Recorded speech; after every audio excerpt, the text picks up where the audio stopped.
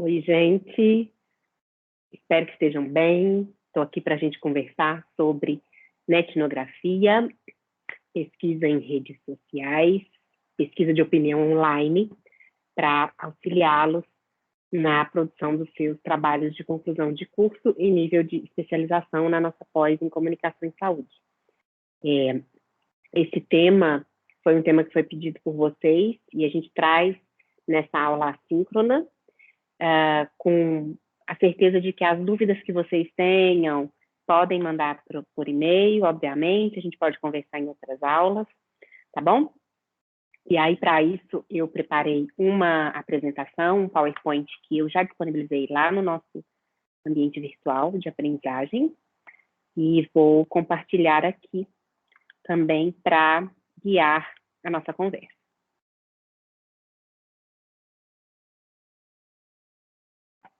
Acredito que já esteja disponível aí para todos na tela. Deixa eu botar grande.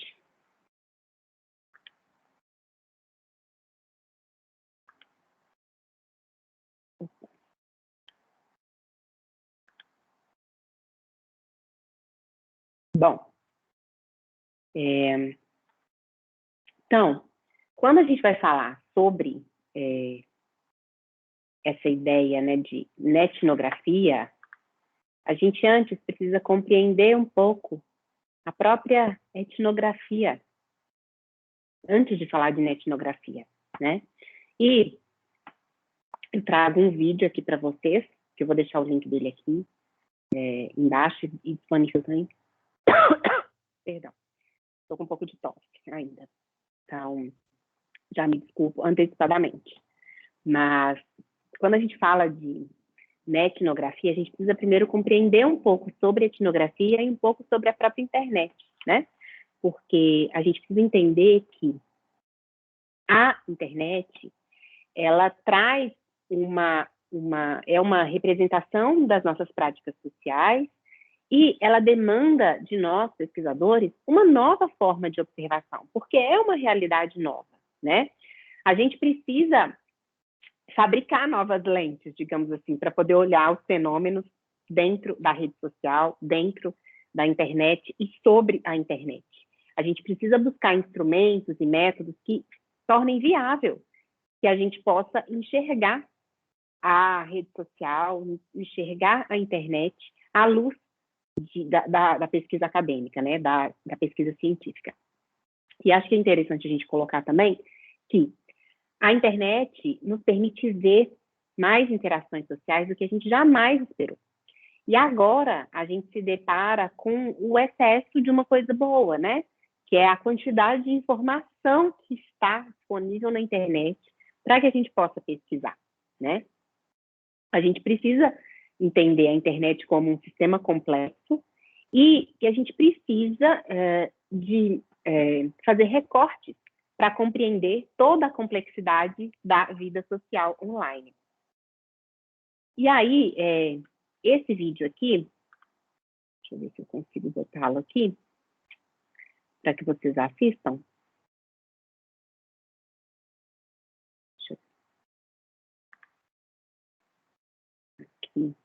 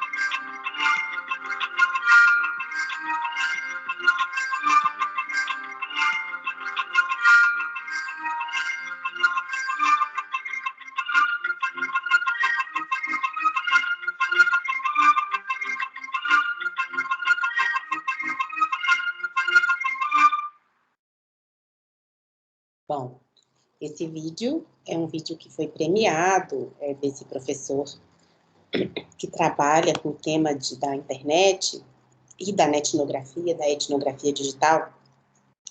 E é bem isso, né? A internet faz com que a gente repense muitas coisas. Opa, deixa eu ligar o meu fone de novo. Faz com que a gente repense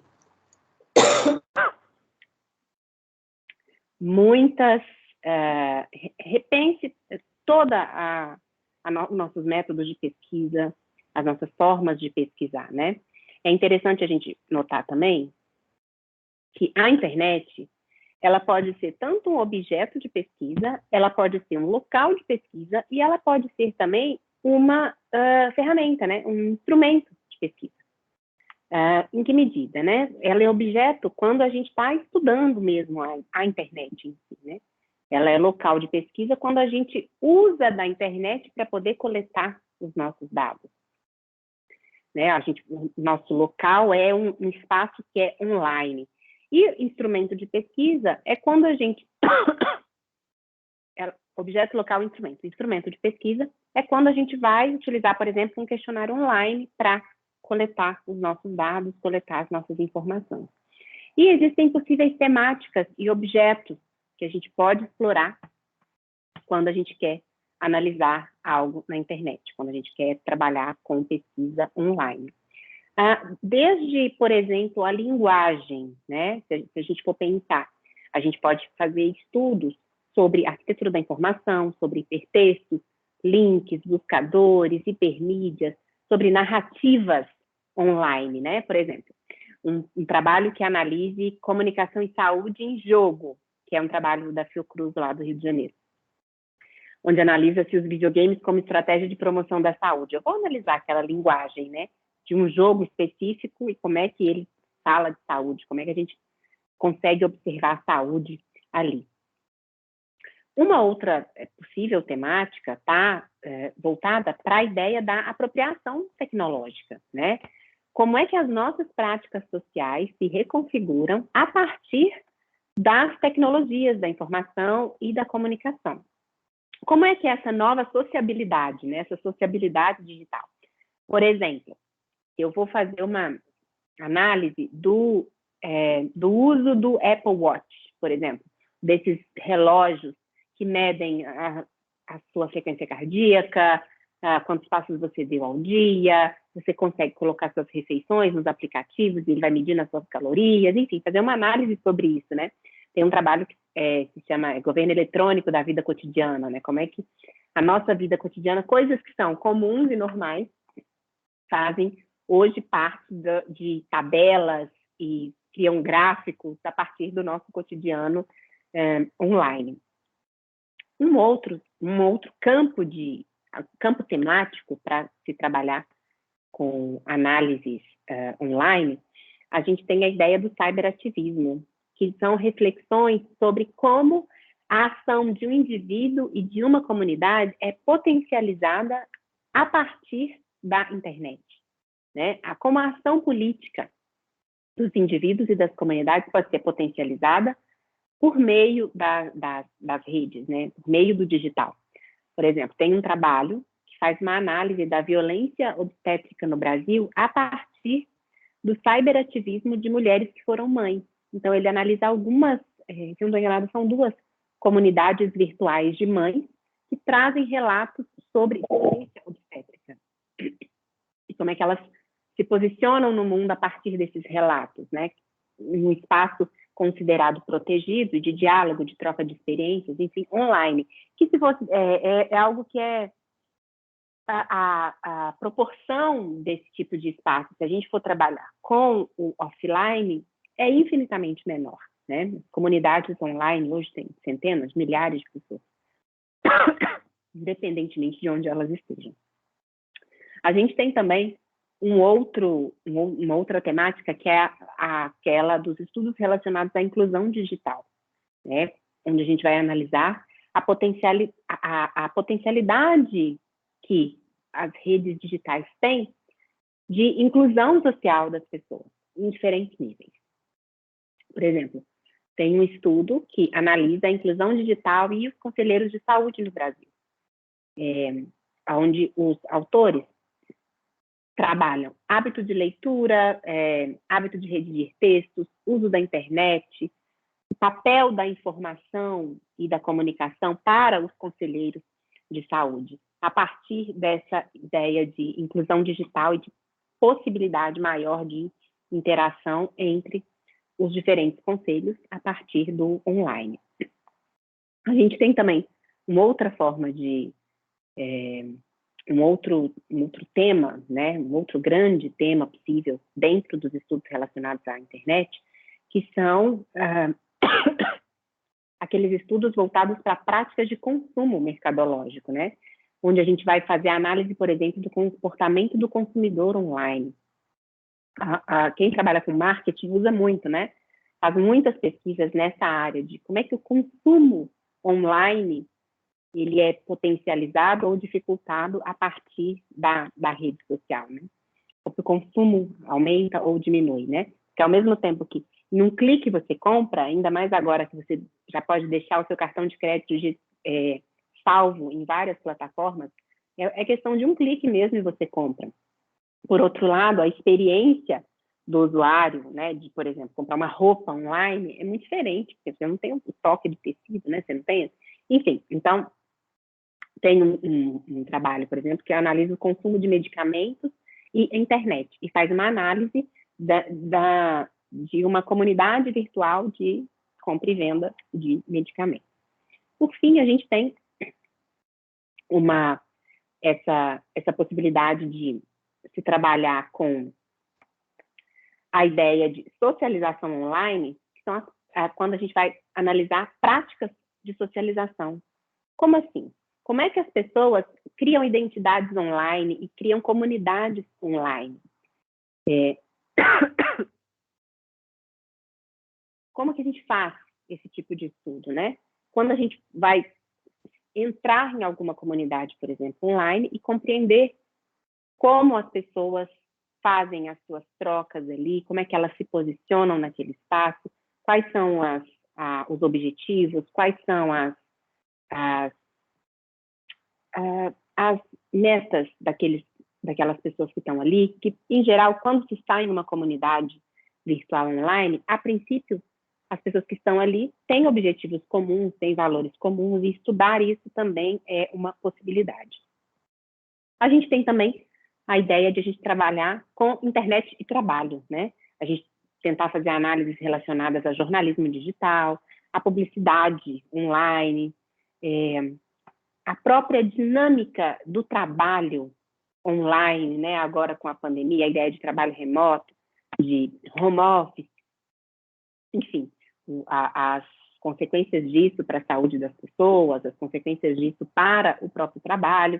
Então, aqui tem algumas linhas, né, algumas temáticas e objetos possíveis para se pensar um pouco como é que a internet... pensar um pouco a abrangência, né, dos estudos que se propõem ter alguma interface online. E é interessante que quando você se propuser fazer uma pesquisa online, tem que pensar o seguinte, assim, para uma pesquisa de qualidade, você precisa pensar. Opa, não é assim. Você precisa pensar. Eu trago aqui 5 orientações para uma pesquisa de qualidade. A primeira delas é o quê? É você, primeiro, tentar manter seu foco, o foco no objeto que você escolheu.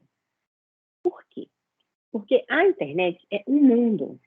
Se você, à medida que você entra, né, e de repente você vai pesquisar uma comunidade virtual, ou são posts, ou são comentários, você precisa estar muito focado naquilo que você quer, porque é um mundo de hiperlinks e de links e conexões e possibilidades. Se você não foca, você nunca termina a sua pesquisa, né? Então, importante isso. E, na verdade, nem é só para pesquisa online, né? Para pesquisa offline, essa coisa do foco também é muito importante. Uma outra coisa, você precisa se conectar à história prévia da sua pesquisa, né? Não adianta você ir para pesquisa online, achando que, como tem pouca coisa, ainda como a internet é tudo muito novo, então não preciso de referencial. Não, preciso.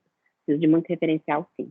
É importante que você tenha contato com teorias que vão subsidiar a sua pesquisa, com a realidade do seu objeto, antes de você começar a fazer a pesquisa.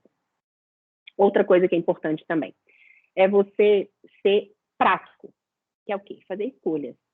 Você precisa fazer escolhas. A ideia da praticidade é muito ligada à ideia do foco, né? Você precisa fazer escolhas. Nem todos os dados em uma pesquisa online você necessariamente vai usar. Você descarta muitos dados, e sem dó. Por quê? Porque você tem um foco, o seu foco é esse. Então, mas eu peguei. Então, faz outra pesquisa depois com aqueles outros dados que você, porventura, tenha pego. Outra coisa que é importante. Você precisa antecipar possíveis contra-argumentos em relação à pesquisa que você decidiu fazer. Por quê? Você precisa, na sua justificativa, deixar muito claro, assim, por que é que você escolheu esses sujeitos para escutar, né? Como é que é o contexto da sua pesquisa? Como é que você vai fazer a análise desses dados? Porque, por vezes, na internet, a gente tem tanto dado, se você não tem descrito previamente como é que você vai fazer a análise, você vai ficar, assim, bastante perdido. E a sua pesquisa pode... você fica patinando, né, na pesquisa. E outro ponto que eu acho que é importante, que vocês tenham em mente, é a necessidade de que vocês tenham explicações convincentes sobre por que vocês escolheram essa abordagem, por que vocês escolheram essa teoria, por que vocês escolheram esse objeto. Isso é muito, muito importante. Porque, como a internet é ainda um campo de estudos relativamente novo, né, de fato, existem... a gente precisa estar pisando em um terreno seguro, né? A sua pesquisa tem que ser baseada em um projeto que está construído ali sobre a rocha, porque senão o primeiro questionamento que você tiver na banca, o seu orientador, a casa já desmorona, porque você não explicou de maneira convincente os motivos pelos quais a sua pesquisa é importante, é relevante, o método é adequado e você, de fato, consegue fazer.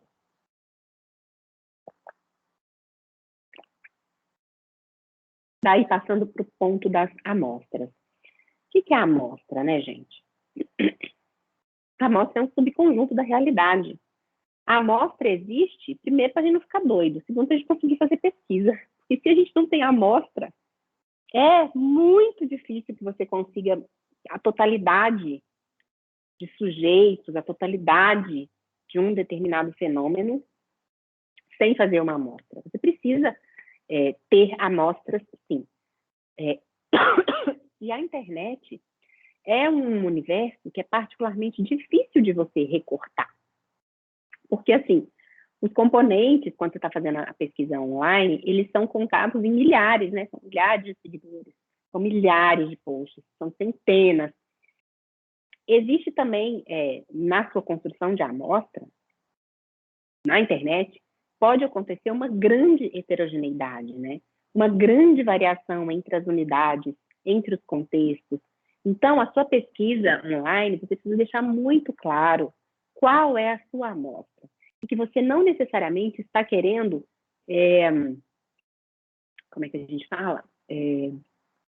Ampliar os seus achados para toda a realidade. Não, eles são específicos para a sua amostra. Então, quando você faz a amostra, você tem que pensar, mas é uma amostra quant ou uma amostra quali? É importante você ter isso bem definido. O que é a amostra quant? É quando eu vou querer generalizar os resultados. Mas aí eu vou chamar a atenção. Na internet, é bem complicado você querer generalizar. Porque é um organismo muito vivo, muito mutável, que o tempo todo está em interação, né? As pessoas estão o tempo todo em interação. Então, é complicado você falar que você vai generalizar. Por exemplo, eu fiz um estudo sobre o Facebook do Ministério da Saúde, analisei 3 anos. Não posso generalizar que os dados que eu encontrei nesses 3 anos permanecem hoje. Porque imagina, dos últimos anos para cá, muita coisa mudou, então pode ter sido melhorado, pode ter sido piorado. Ah, mas então para que você faz? Porque você recorta uma realidade, investiga aquela realidade e propõe coisas, propõe possibilidades, né? Mas não significa que uma pesquisa que você fez há 3 anos atrás, se você olhar para a mesma realidade de hoje, não necessariamente significa que aquela pesquisa vai ter os mesmos resultados. Porque alguém pode ter ido lá comentar no post, né? O post pode ter sido apagado. O Facebook pode não te entregar o post, enfim, coisas que são da dinâmica da internet, né? Então, assim, você tem que compreender que por que 10 entrevistas, né? Ou 10 perfis, 10 sites, 10 mensagens, por que 10 constitui uma amostra mais representativa do que 2? Por que 10% só dos usuários é o que você vai analisar, e não 30%, e não 50%? Quando você questiona isso, você precisa perceber que, na verdade, não é trabalhar com quantidades específicas, sabe? O que você precisa? Você precisa enfrentar essa complexidade que é a intenção de generalizar resultado de pesquisa, tá? E para você conseguir generalizar, você vai precisar de uma amostra imensa, mas ainda assim, para você pensar. Eu posso dizer que eu tenho 2 amostras de 50 grupos de Facebook e uma média de 1.000 membros, né? Uma média de 1.000 membros. Só que, se em cada um desses grupos eu tenho 10 pessoas ou eu tenho 100.000 pessoas, percebe como isso vai variar? Percebe como se eu tenho 50 grupos e cada grupo eu tenho 10 pessoas, eu posso ter outros 50 grupos e cada grupo com 100.000 pessoas. Percebem que o nível de generalização que eu tenho ali, se eu quero uma pesquisa quant, eu tenho que ir para o lado ali dessa comunidade que tem essas centenas de milhares de pessoas.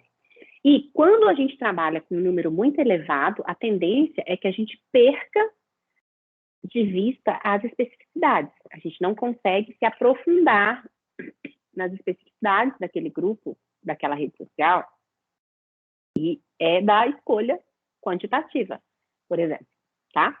Quando eu já estou falando de uma amostra qualitativa, o que acontece?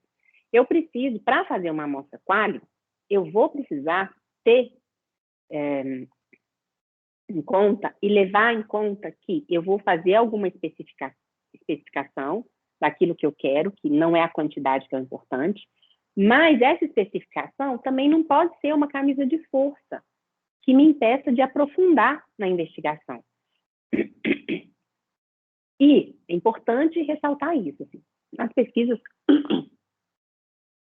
pesquisas quant online já é difícil de generalizar, nas quali eu diria que é praticamente impossível extrapolar conclusões para outros grupos, para outras amostras. Não, ou mesmo para comunidades representativas que sejam muito semelhantes àquelas. Se o lugar geográfico é diferente, se as pessoas são diferentes, as condições são diferentes, é muito complicado fazer qualquer tipo de generalização, tá? E aí vocês precisam pensar em selecionar o que nós vamos analisar da rede, sabe? A gente vai analisar especificamente o quê? O que nós podemos analisar? Nós podemos analisar indivíduos, nós podemos analisar instituições, nós podemos analisar grupos. Eu gosto muito dessa frase aqui. Nenhuma rede tem fronteiras naturais. É o pesquisador quem as impõe. Lembra quando eu falei sobre foco? A ideia de ter foco, a importância de você ter foco, está nisso. Na necessidade de você fazer a sua pesquisa selecionando quais são os indivíduos, quais são as instituições, quais são os grupos. Qual vai ser o período de tempo? Você precisa selecionar. Não dá, vou analisar desde o início do Facebook. Mentira, não vai, ninguém dá conta. Qual é o período de tempo que a pesquisa tem que começar e tem que acabar, né? Será que você tem acesso aos dados? E essa coisa do acesso aos dados, eu quero trazer para vocês a minha experiência aqui com análise do Facebook, que entendeu? Muito trabalho. Exatamente essa coisa da análise dos dados. Muita gente quer fazer análise dos comentários, né? Mas como é que se categoriza comentário? Percebam, é uma série de pequenos detalhes que você precisa definir muito bem antes de começar a pesquisa. Existem uma série de laboratórios de pesquisa pelo mundo que tem programas hoje que coletam dados em tempo real o tempo inteiro e vão armazenando esses dados das diferentes plataformas online. Mas que a gente tem pouco tempo para fazer a pesquisa, não tem contato com esses grupos, o ideal é que a gente faça conforme as nossas possibilidades, conforme aquilo que a gente consegue extrair de dado dessas diferentes plataformas. Daí eu quero mostrar para vocês, pela minha experiência com a análise do Facebook, deixa eu colocar aqui, vocês vão conseguir ver. Espero que sim, né? Eu fiz o meu pós-doc com análise do Facebook, onde eu quis analisar as arboviroses no Facebook do Ministério da Saúde ao longo de 3 anos, antes da epidemia de Zika, durante a epidemia e depois. Era o que eu queria, analisar o Facebook. Aí, pessoal, minha pergunta de pesquisa era como é que o Ministério da Saúde comunica sobre arboviroses na sua fanpage.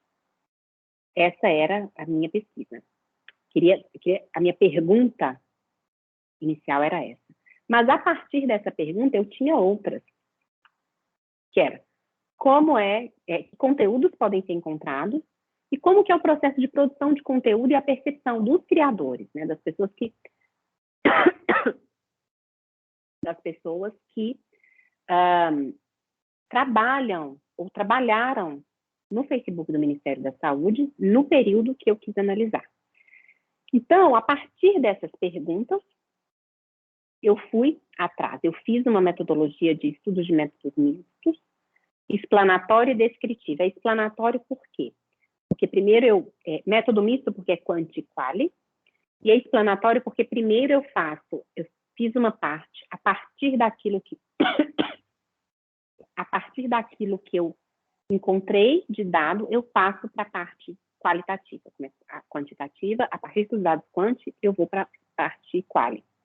Fiz análise de conteúdo, e eu extraía dos posts, né, eu categorizei os posts em algumas categorias, o tipo da doença, qual era o tema, se falava do SUS ou se não falava no post, qual era o foco desse post, se era a população, se era o gestor, se era o trabalhador do SUS, e também extrair os comentários. E aí, os problemas da extração.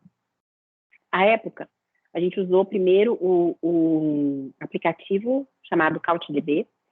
Meu marido criou uma aplicação a partir desse aplicativo para poder extrair os dados para mim.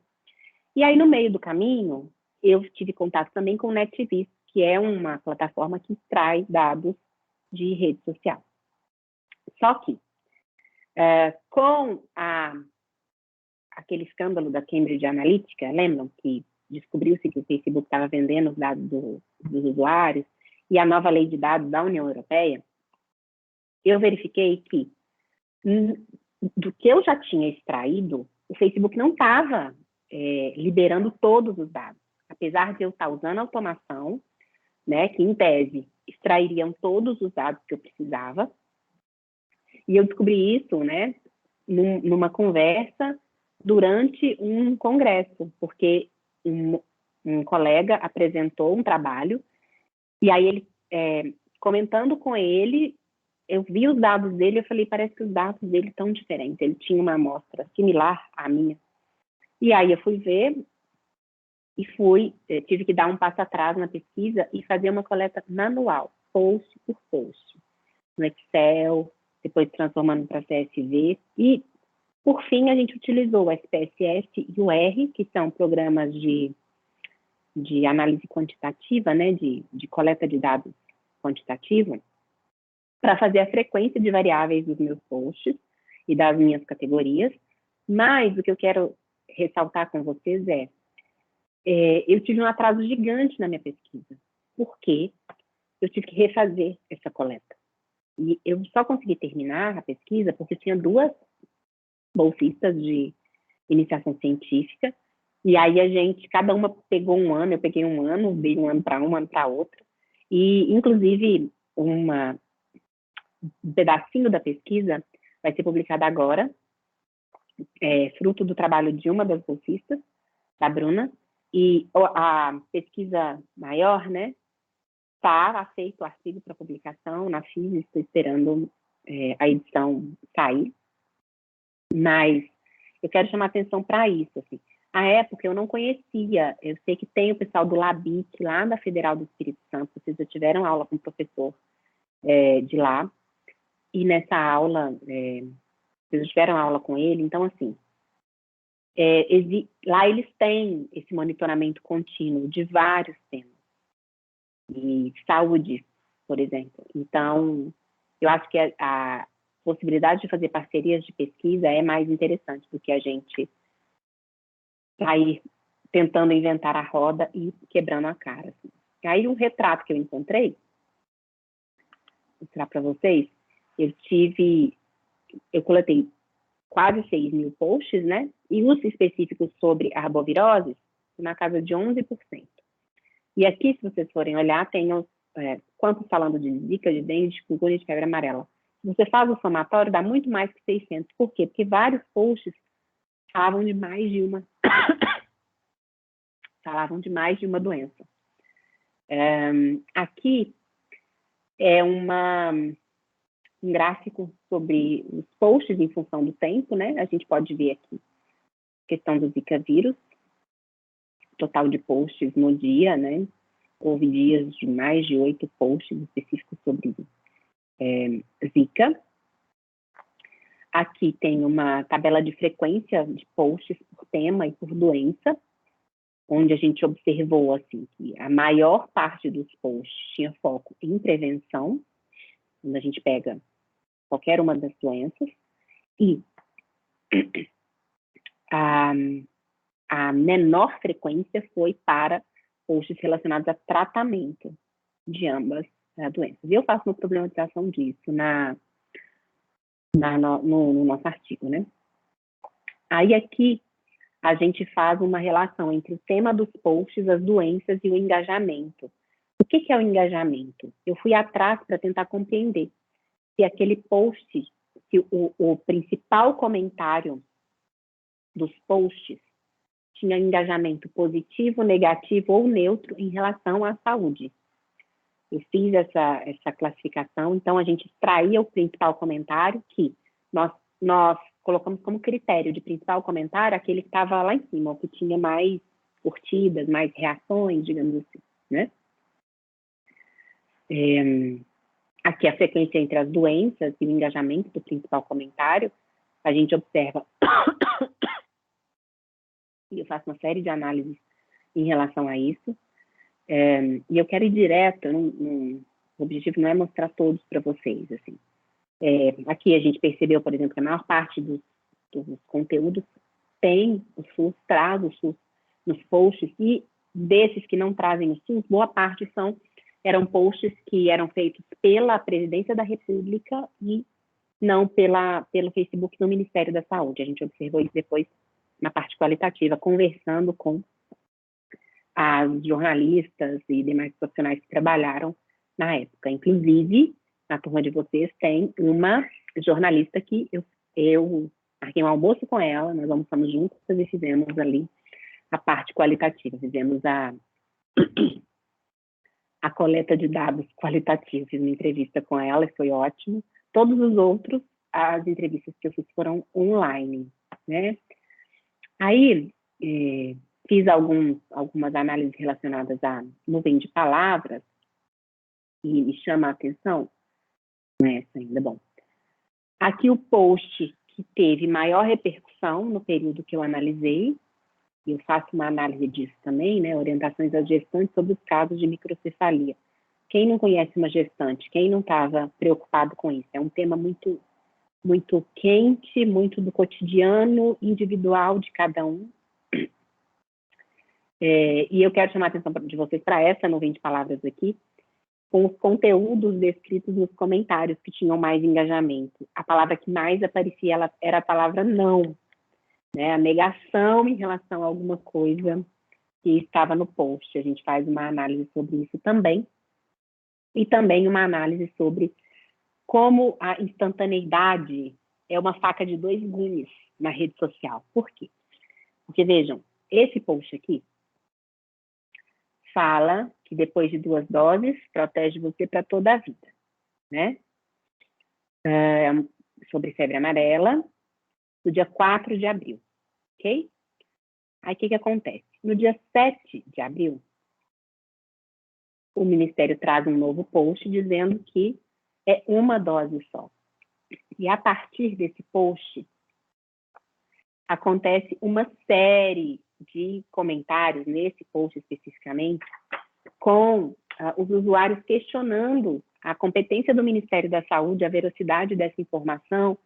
Enfim, eu trago aqui para vocês, ó, uma série de posts, e aí o Ministério tenta responder, mas a gente faz uma análise disso, né, de como é que o posicionamento online, ao mesmo tempo que é muito bom, muito rápido, mas quando em 3 dias algo muda, assim, do nada para o usuário comum, né, é preciso se explicar muito bem, porque senão, porque as pessoas não engolem só porque está na fanpage do Ministério da Saúde. E aí aqui, enfim, eu tenho uma série de comentários diferentes. Eu trago aqui para vocês a síntese desse meu trabalho, né, que é uma coleta de dados quanti e quali, onde a gente tinha, a gente fez, então, a coleta de dados quanti, a análise de dados quanti. Depois da análise de dados quanti, que a gente desenvolveu um protocolo de entrevista, porque eu tinha que ter dados quanti, eu tinha que conhecer bastante aquela área, né, aquele espaço virtual ali, para poder fazer perguntas que, de fato, tivessem relação com os dados que eu estava analisando e me auxiliassem a compreender aqueles dados. Só depois eu fui fazer a coleta de dados quali, a análise de dados quali, e, por fim, fazer a integração do quanti com o quali, discutindo os dados, o que foi muito, muito positivo. Obviamente, eu tive a anuência do Ministério da Saúde, que é uma outra coisa que a gente já falou nas aulas, em aulas anteriores, né, a importância de você ter essa anuência, tive o CIBIC, mas eu trago esse caso muito mais para contar para vocês dessa treta da coleta de dados. Coletar dados em rede social não é algo muito simples, não é algo trivial. Então, acho que é importante vocês entrarem nesse, né, os que tiverem interesse, precisam entrar sabendo, digamos assim, não entrem enganados. Não é tão simples assim. Se você já tem acesso, se você conhece o administrador da página, é muito mais simples. Ou se for usar a automação, é importante fazer contato com algum laboratório que já faça isso, tá bom? Ou com um orientador que já tem experiência nisso. Não cometam os erros que eu cometi, tá bom? Bom, dito isso, especificamente sobre netnografia, gente, eu trago aqui, como eu disse no início da aula, né? Acho que é importante a gente falar um pouco, antes de falar da netnografia, falar um pouco da etnografia, né? E eu trago aqui essa foto do Malinowski, que é considerado o pai da etnografia, porque lá no início do século passado, né, em 1914, 1915, tem autores que falam 14 e outros falam 15. Eu não sou antropóloga, então eu botei aqui uma média, tá?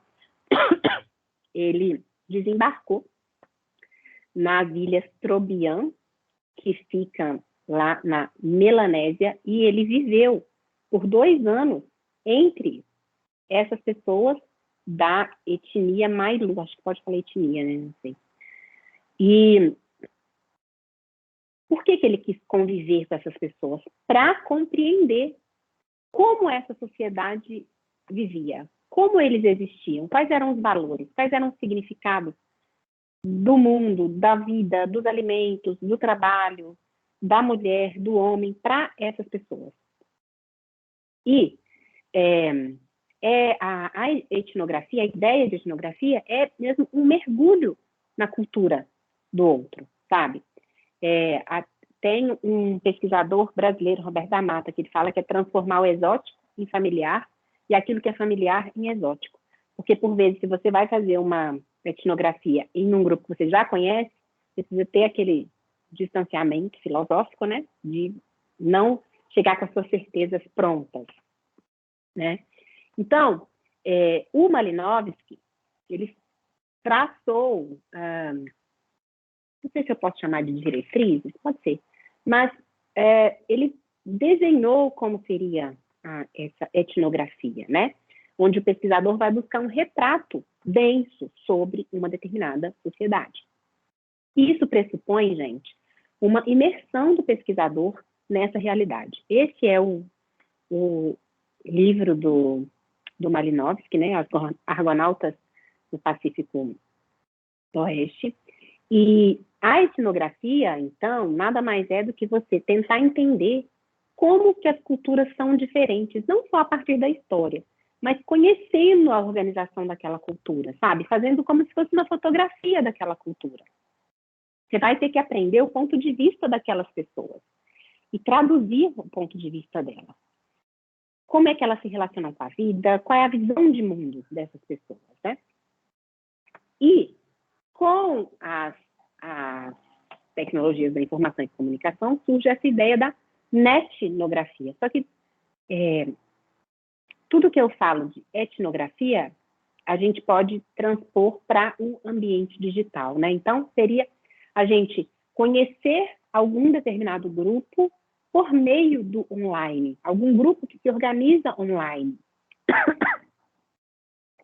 Um grupo de pessoas que têm características similares, que habitam um mesmo espaço online, numa netnografia. Seria um pouco isso, né? E aí é importante que a gente tenha muita clareza que uma etnografia, e uma netnografia, né? A gente não faz em um mês, 2 ou 3. Então, se algum de vocês tem interesse em fazer a etnografia, né, etnografia, é muito bacana a gente deixar isso para um mestrado, porque numa pós-graduação, né, nesses 3 meses que vocês têm para fazer o trabalho, ficaria muito aquém esse mergulho na cultura do outro, sabe? Precisa ter tempo, tá? Precisa ter tempo. E, obviamente, precisa também ter levantamento bibliográfico sobre aquela cultura, sobre aquele povo, antes de você ir para lá. Outro ponto que é importante, fazendo a etnografia, a ideia do diário de campo, né? O que é o diário de campo? Ele tem algumas funções. Assim. Primeiro, o diário de campo é um caderno, um bloco de anotações, etc., onde o pesquisador vai anotar tudo aquilo que ele sente, né? Tudo aquilo que ele observa daquela realidade.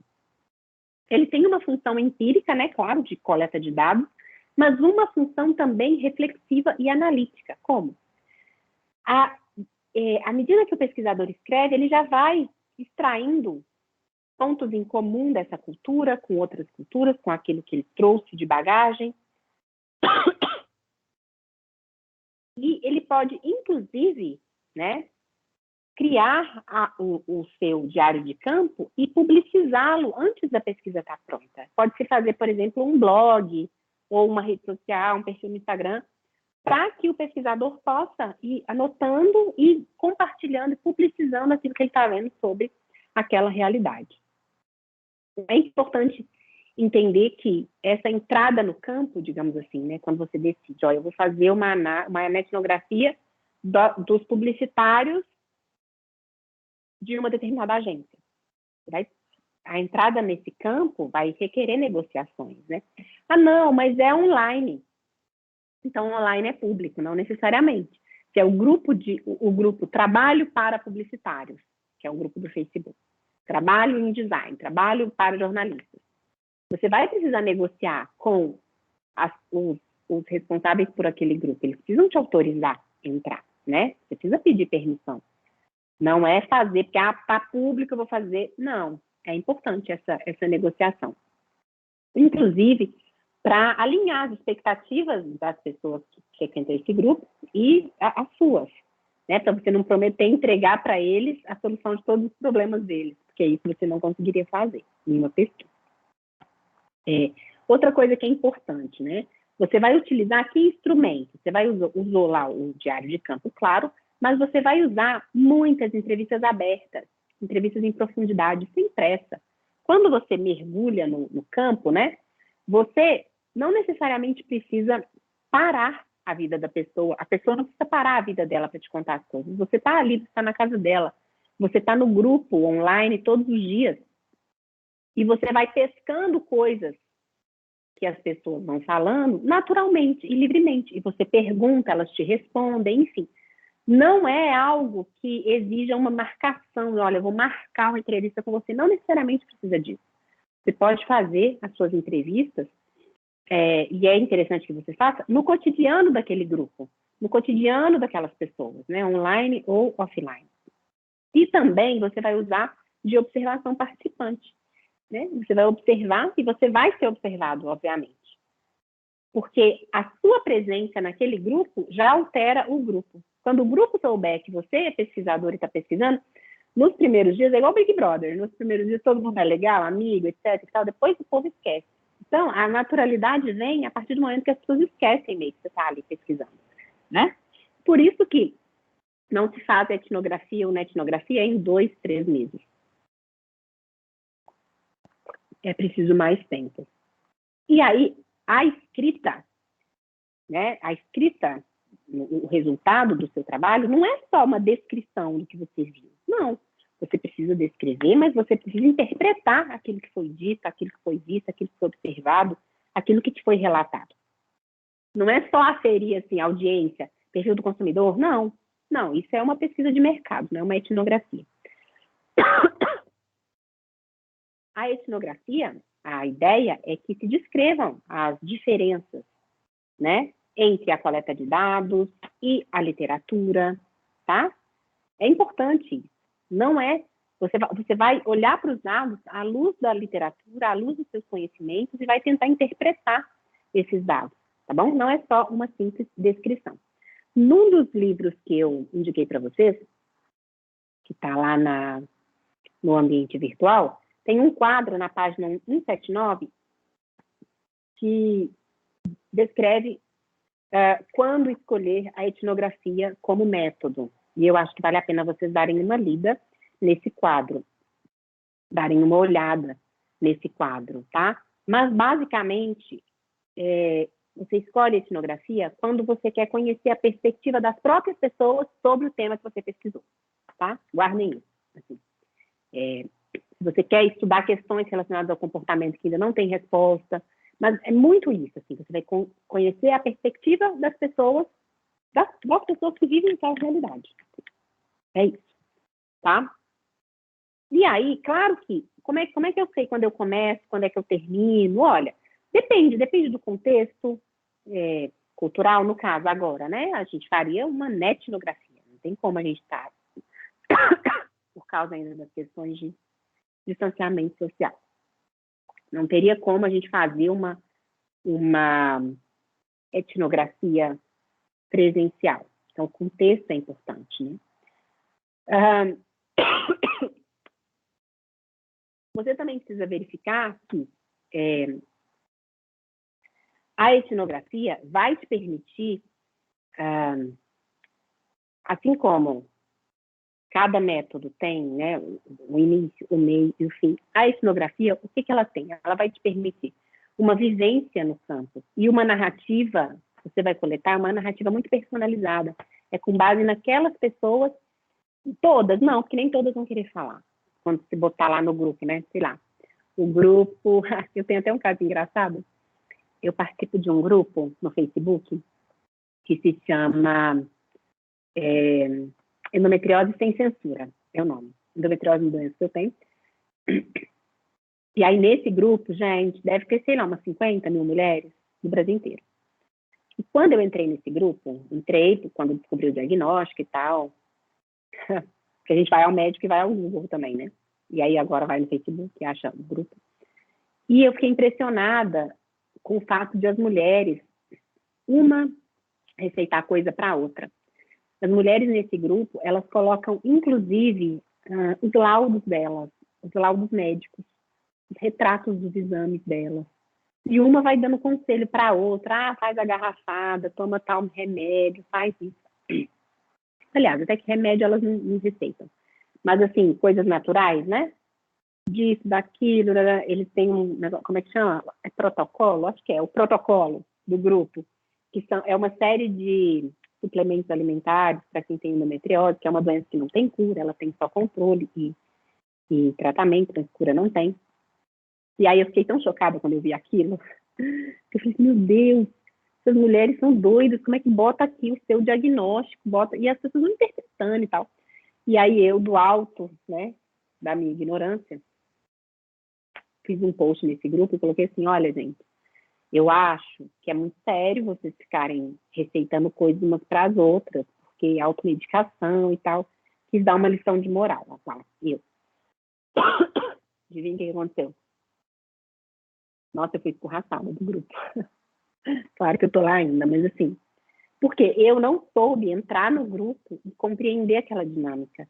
E um dos comentários que a pessoa me fez, rebatendo o meu post, né, me marcou, sabe? Porque ela disse assim, você não tem ideia que na minha cidade os médicos nem sabem o que é essa doença.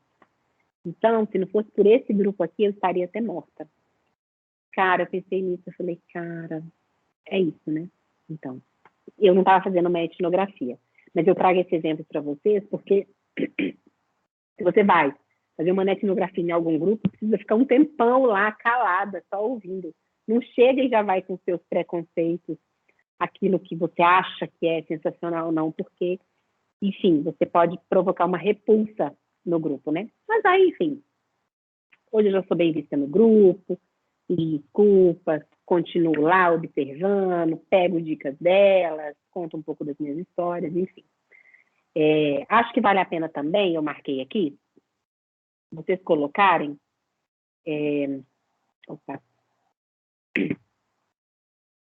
vocês encontrarem lá nesse mesmo texto do livro que eu coloquei, na página 198, fala a diferença entre os termos para chamar a etnografia nos meios digitais. Porque tem gente que fala etnografia, tem gente que fala etnografia digital, tem gente que fala etnografia online, enfim, eu não me interesso pelos nomes, você pode chamar do que você quiser, mas está lá na página 198, tá bom? E eu gostaria de sugerir para vocês, eu vou deixar lá no nosso ambiente virtual, na etnografia da Fernanda Miranda, que é uma pessoa que trabalhou na Fiocruz, lá na Ascom conosco. Era uma querida, assim, ela também sonhou muito com esse curso, sabe, gente? E ela faleceu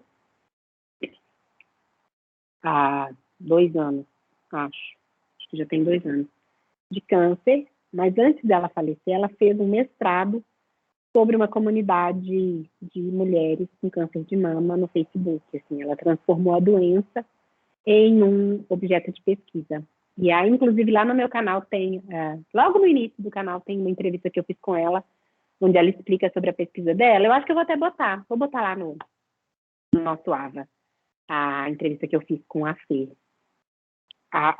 O vídeo não tá muito bom, mas relevem, tá? Era o início do canal, assim, então. Mas eu acho que vale a pena. Eu vou botar o link da pesquisa dela para vocês também, para que vocês tenham, né, se quiserem falar sobre, enfim. Ó, acho que é importante vocês compreenderem que na etnografia, a gente tem isso, né? A gente tem a vivência em campo, uma narrativa personalizada, uso e combinação de múltiplas técnicas de pesquisa, um compromisso de longo prazo e a indução a partir do acúmulo de descrições. Lembrem sempre disso, na etnografia não é só descrever, não, você precisa conversar, fazer com que os dados conversem com a literatura, ok? Dúvidas sobre esse tema, vocês podem mandar por e-mail, podem colocar lá no ambiente virtual, eu vou ter muito prazer em responder. É estranho fazer uma aula assim, sem poder conversar, né? Assim, sem ter o diálogo com vocês, mas é o que é possível no momento. Então, Por fim, mas não menos importante, eu trago para vocês um pouco de informação sobre pesquisa de opinião. No nosso caso, pesquisa de opinião online, né? Eu vi que alguns de vocês vão trabalhar com isso. Fico bem feliz, assim, que são os populares surveys, né? Quando você faz uma pesquisa de opinião online. E sobre ele... eu acho que eu esqueci de falar, né? Tanto sobre etnografia quanto sobre pesquisa de opinião, eu recomendei esse livro aqui, tá lá, para vocês lerem os capítulos. E em nenhum dos dois fala especificamente sobre online, pesquisa de opinião online ou etnografia online, mas é importante que vocês leiam, porque é a base, tá bom? A gente pega o que tem aqui e transfere para o online, que é um pouco o que eu estou tentando fazer nessa aula. Daí, a pesquisa de opinião, o que é importante, assim, interessante a gente lembrar que a pesquisa de opinião é aquela interrogação direta das pessoas. A gente vai ter um conhecimento direto da realidade, com uma certa economia, com rapidez, a gente consegue quantificar. E tem algumas limitações, claro. A gente não tem muita profundidade numa pesquisa de opinião online ou offline, tá bom, gente? E a gente tem uma apreensão de qualquer processo de mudança de uma forma muito limitada, porque depois que a pessoa já respondeu, daqui 2 meses, ela mudar de ideia, ela não consegue responder de novo para você. E, deixa eu colocar aqui, bom, o que a gente tem? A gente tem algumas vantagens e algumas desvantagens, né? Eu queria mostrar para vocês, antes de falar de vantagem e desvantagem, melhor dizendo, o questionário que eu usei na pesquisa de opinião que eu fiz aqui pela Ascom, que eu acho que comentei com vocês, né? Acho que vários de vocês, inclusive, responderam. E aí eu vou apresentar os conceitos relacionados à pesquisa de opinião muito a partir dessa experiência, que está, nesse momento, a gente já encerrou a fase de coleta de dados quantitativa, tem a parte qualitativa, que a gente nem começou ainda, e eu, daqui a pouco, entro na parte de limpeza do banco de dados e para fazer as inferências e fazer a frequência de variáveis e tal. Bom, o que é interessante vocês saberem? Então, o questionário, quando você faz online, né, a pesquisa de opinião online, ele vai ter vantagens e ele vai ter desvantagens. Lembrei porque que eu abri ali a minha pesquisa. É porque, para mostrar para vocês que eu fiz pelo Google Forms, de graça, super fácil de mandar, enfim. Mas quais seriam as vantagens, né, de você fazer um questionário online? Primeiro é esse custo, que é muito baixo, um alcance que é muito maior. Vejam, eu tenho mais de 600 respostas de jornalistas. Onde é que eu ia, como que eu ia fazer isso, gente, se não fosse online? A possibilidade de ter recursos visuais, né? Você pode mostrar uma imagem para a pessoa e perguntar o que ela viu, o que ela achou, etc. Não tem o viés do entrevistador, porque a pessoa nem está me vendo quando ela vai responder. Então, ela não precisa ter vergonha. Pode até responder anônimo, se ela quiser. E ele permite respostas que sejam longas, respostas que sejam complexas, bem como uma liberdade de horário para se responder, o que também é muito bom. Por fim, como eu já disse, o anonimato. Claro que tem algumas desvantagens. Nossa, acabei de ver um erro de português aqui, perdão, erro de digitação, faltou ele. Desvantagens. Bom, as desvantagens. O primeiro é a insegurança em relação à cooperação, né? Eu vou contar para vocês. Na minha pesquisa, eu tive, para conseguir esses mais de 600, o questionário ficou aberto muito tempo. Eu fiz contato com todos os sindicatos de jornalistas do Brasil inteiro, com a Associação Brasileira de Imprensa, com a Federação Nacional dos Jornalistas, com todo mundo que eu conhecia, que era de redação. E você praticamente implora várias vezes para essa mesma pessoa que ela compartilhe, que ela fale com os colegas, que ela... E o que eu percebi?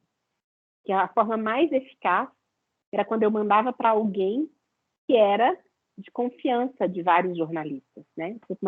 Quando eu mandava para o chefe da redação, para o diretor de redação, ou quando eu mandava para alguém que tinha muito contato com outros jornalistas e essa pessoa mandava, o mundo se abria. Mas não é novidade isso, né? Isso é lá da teoria da comunicação, do fluxo de comunicação em 2 níveis, né? Ter um líder de opinião ali faz toda a diferença. Então, uma outra desvantagem é a possibilidade de um índice de respostas baixo.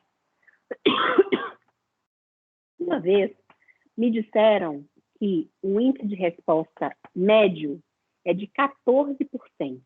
14%. Então, se você está esperando, se você tem um universo de 1.000 pessoas, em média, 14% dessas 1.000 é que vai te responder. Também uma outra desvantagem é que as dúvidas que as pessoas tenham, você não consegue esclarecer, porque você não está lá perto dela, né? Para montar uma amostra também é mais difícil. No nosso caso, na nossa pesquisa com os jornalistas, eu tenho 600.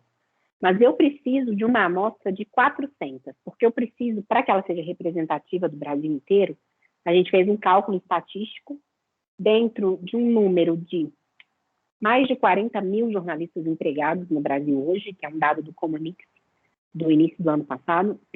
A gente chegou no número de 400 e pouco, e esses 400 e pouco, eu trabalhei com base no número da população de cada estado, né, dos mais populosos para os menos populosos, eu tenho mais jornalistas e menos jornalistas, entendem? Então, por exemplo, São Paulo, eu acho que eu tenho 80, mas Acre, Roraima, eu tenho uma representação menor, se não estou enganado, são 2, 3 jornalistas que eu preciso desses estados. Só que eu tenho um banco de dados de 600. Então, além de fazer essa pesquisa com essa amostragem de 400, né, excluindo os 200 que a gente vai sortear, os que vão ser excluídos, eu posso também depois, agora eu quero só os de São Paulo, e aí eu pego todos. Agora eu quero só os de Minas, agora eu pego todos. Entendem? A montagem da amostra é mais complexa, mas te permite brincar muito com, né, depois que você já tem os dados, né? E é impossível garantir quem respondeu. Pode ser que, né, tenha gente que não é jornalista, que acessou o questionário e respondeu, né? Mas a gente assume o risco, ok? Aí eu queria mostrar para vocês aqui as partes do questionário. Deixa eu voltar aqui. Cadê ele? Não. Como eu faço isso? Por algum motivo. Peraí. Aqui achei. Bom, deixa eu voltar aqui. Catar ele aqui. Ó. Eu quero mostrar para vocês as partes do questionário, tá? E uma coisa que é importante também, que eu esqueci de falar aqui, ó. Vocês precisam estudar o tema antes de mandar o questionário, tá? Não adianta só fazer um questionário. Não, você tem um projeto. Minha pesquisa tem um projeto. Posso deixar lá no APA para vocês, se vocês quiserem, para vocês lerem.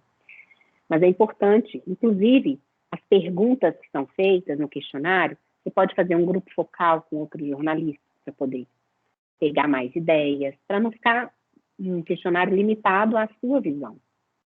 Ó, aqui as partes, né? Sempre tem que ter um texto introdutório, onde você vai apresentar quem que pode participar, quem está fazendo a pesquisa, contar que as respostas são anônimas, que são confidenciais. E, no meu caso, ao final do meu questionário, eu pergunto para a pessoa se ela quer fazer parte da fase qualitativa. Ela pode deixar o e-mail ou o telefone dela, que eu vou entrar em contato. Então, é interessante que as primeiras perguntas sejam as mais fáceis, tá? As mais fáceis. E deixa as perguntas mais, tipo, sua empresa... as perguntas que são mais difíceis, mais problemáticas, mais complexas, você deixa para o final, para a pessoa já não desanimar no início do seu questionário. Uma outra coisa que é importante é você falar quanto tempo a pessoa precisa para preencher seu questionário. É só 10 minutos. Ufa. E, ó, dúvidas, você vai encaminhar para essa pessoa aqui. Outra coisa que é importante, contar que foi aprovado por um comitê de ética. Contar, ó, que é Fiocruz, apesar de estar no Google Docs. Tudo isso faz diferença, tá? E aí, pessoal, para cada pergunta que você faz, você precisa refletir assim, qual que é a importância dessa informação para a minha pesquisa? Você pode, inclusive, colocar no seu projeto pergunta e qual é o autor de referência que eu vou usar para analisar essas respostas. Você coloca do lado, isso facilita demais na hora de você fazer sua análise. Obviamente, as perguntas abertas vão te possibilitar uma profundidade maior na opinião, né? Mas até nelas, você precisa pensar em como é que você vai categorizar depois. Senão você simplesmente não consegue usar aquele dado, tá? As perguntas, você pode trabalhar tanto com perguntas abertas, quanto com perguntas fechadas, ó, aqui, tá vendo? A sua profissão envolve algum risco? Qual? Você vai ter a resposta aqui. Ou simplesmente, né? Recomendo essa profissão? Sim, não recomendo e tal. Outra coisa que é importante, ó, ter a natureza da sua atividade profissional, ter o outros, né? Isso é interessante, mas complica a sua vida depois. Porque quando você for limpar o banco, uma galera que escreveu fotojornalismo, ela pensa, poxa, mas o cara não podia ter botado que era jornalismo. Aí você cria uma categoria nova ou você coloca dentro do jornalismo. É uma decisão de pesquisa que você é que vai fazer, e mais ninguém, tá? Importante também, dependendo da pergunta, você pode colocar a opção não sabe, não respondeu, né? E acho que algumas coisas são interessantes, assim, você cuidar para alguns erros, assim, por exemplo, perguntas que são da mesma categoria, coloca numa sequência, né? Por exemplo, quando eu vou, a segunda parte do meu questionário que é sobre saúde do jornalista, especificamente, né? Coloco todas ali, de uma vez, né?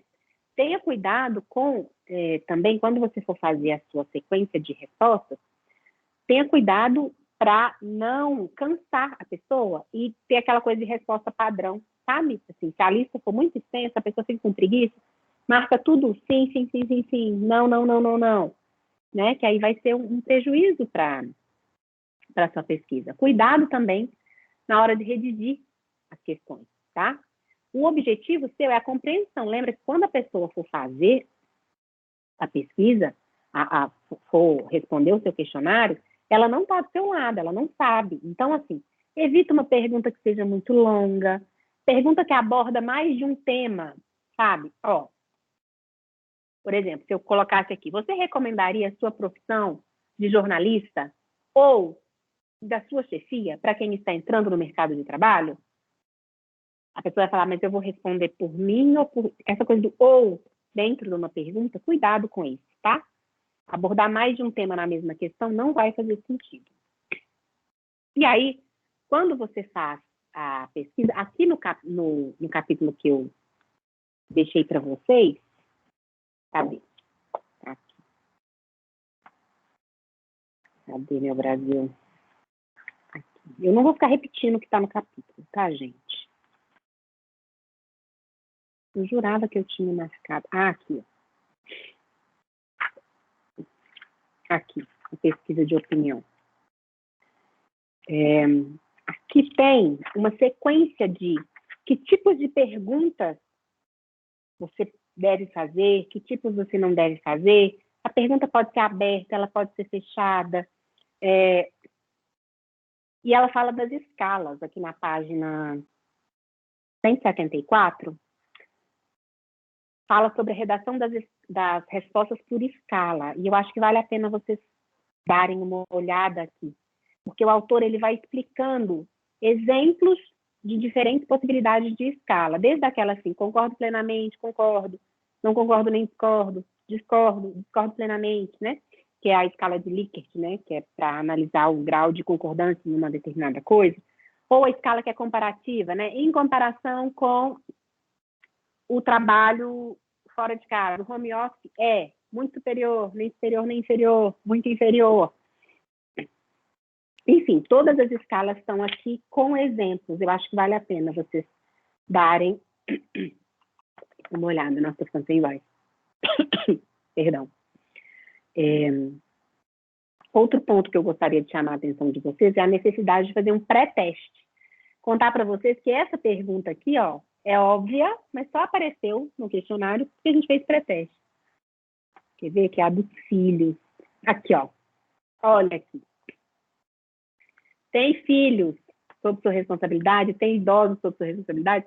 No primeiro questionário não tinha isso. Quando a gente fez o pré-teste, a Fê, lá das contas que vocês conhecem, a professora Fernanda, ela falou, Mari, tem que perguntar para as pessoas, sentir falta, tem filhos, não tem, porque eu não tenho filho, né? Então, não tenho filho nem idoso sob minha responsabilidade. Então, daí a importância de você fazer o pré-teste, tá? Eu faço geralmente com 4, 5 pessoas que fazem parte, poderiam fazer parte da amostra, porque tem características similares, mas que não vão entrar depois na contabilização. Quando você faz pré-teste, se você usou como teste, você exclui. No nosso caso, o pré-teste foi Wagner, Nath, Nani e Fernanda Bascom. Eles que fizeram. E aí você simula mesmo, né? Você manda para eles, manda o textinho, manda tudo, e eles mandam de volta. Depois a gente faz uma reunião e conversa sobre como é que foi para eles essa resposta, né? Como é que foi para eles responder isso. Outra coisa que é importante é você divulgar a sua pesquisa de opinião, tá? Se é, por exemplo, aquela pesquisa da Fiocruz sobre saúde mental na pandemia, é para o mundo que você divulga, né? Você coloca em todos os sites, você faz release, manda para a imprensa, como a gente fez. Mas aqui, no caso, o meu público é muito específico, é jornalista. Então, eu tenho que fazer uma divulgação ampla, onde eu sei que o jornalista está. É nas redações, é mandar para os meus contatos do meu mailing, é mandar para os sindicatos, é mandar para as comunidades de jornalistas no Facebook. Gente, eu atazanei gente demais para poder conseguir. E aí, acho que outro ponto que é interessante é que depois que você tem os dados, vem o momento de você codificar, né, esses dados e processá-los para ter a sua frequência de variáveis. Você pode usar tanto R como SPSS ou algum outro programa que faça essa, ou no Excel mesmo. No Google Forms, se você não for cruzar dados, o Google Forms já te dá como a gente fala, ele já dá alguns gráficos, né, assim, pré-prontos, digamos assim. E aí eu gosto de fazer cruzamento de dados, então eu uso o SPSS ou o R, né? Já falei para vocês que eu não sei estatística, não sei mexer, e sempre o contrato estatístico, agora que meu marido formou, ele faz para mim, né? E entra como autor, a gente discute os dados. Para essa pesquisa está sendo uma coisa bem, bem boa, assim. Só que está parada, né, minha pesquisa, está parada. Por quê? Porque estamos priorizando outras coisas. Mas os resultados vão ficar bons demais.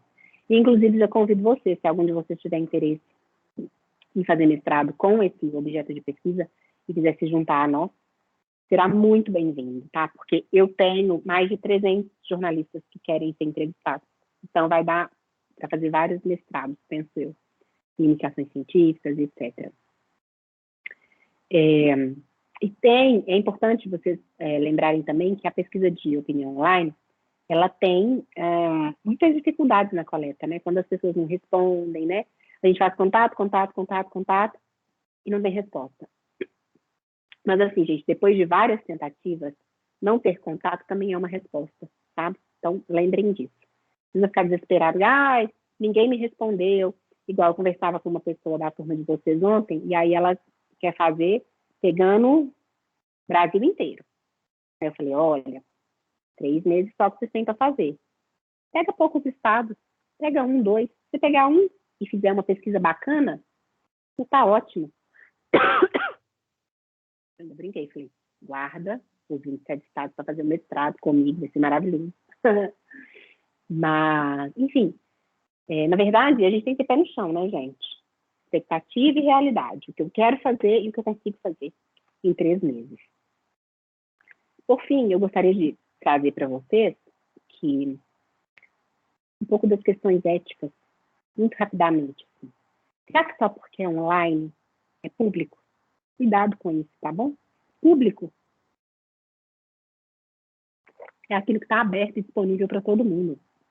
Se você vai coletar dado em um grupo do Facebook, aquele grupo não é público. Mesmo que tenha escrito que é público, tem um administrador. Você precisa fazer contato com esse cara precisa saber da sua pesquisa. Se autorizar, se ele não autorizar, você não vai fazer, melhor você não fazer, tá? A gente tem que entender isso. Não é porque está na internet que está público, que é diferente de eu fazer uma análise do perfil da Gabriela Pugliese sobre alimentação. Aquilo lá está completamente público. Eu não preciso pedir autorização para ela. O perfil dela é público. Os comentários são públicos. Está tudo público ali. Tá? E outra coisa que é importante é que pesquisa de opinião pública com participantes não identificados nem precisa passar pelo CEP. Tá bom? Não precisa, se você não for identificar os respondentes. Pesquisa de opinião, sem identificação de respondente, não é necessário. Eu sempre recomendo aos alunos que passem pelo CEP, porque quando você vai publicar o texto, o revisor, o editor da revista, olha diferente, porque é uma pesquisa que o Comitê de Ética avaliou, entendem? Eu acho que vale a pena, sim. E também para você ter a experiência de passar pelo comitê, né, de entrar lá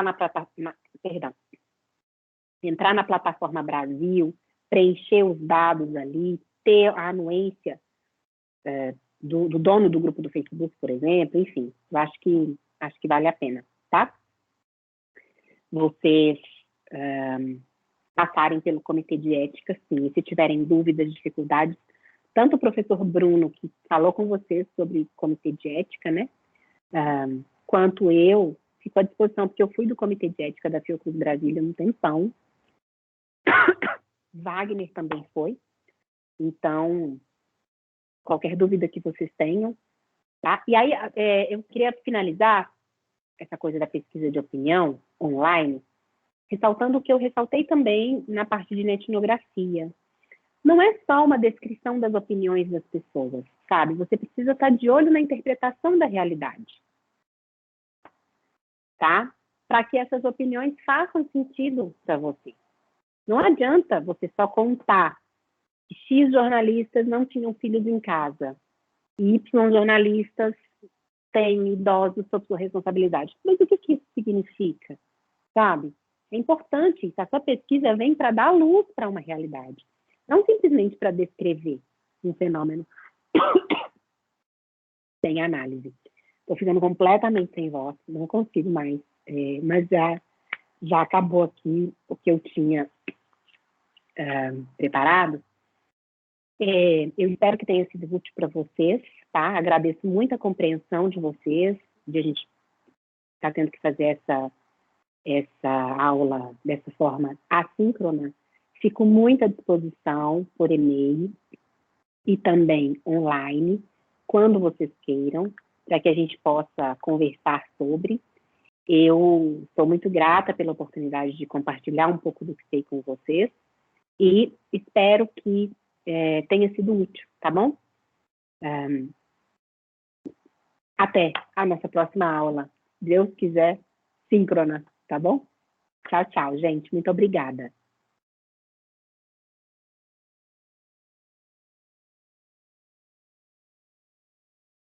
Como é que eu paro de gravar agora, meu Deus do céu? Stop recording. Sei.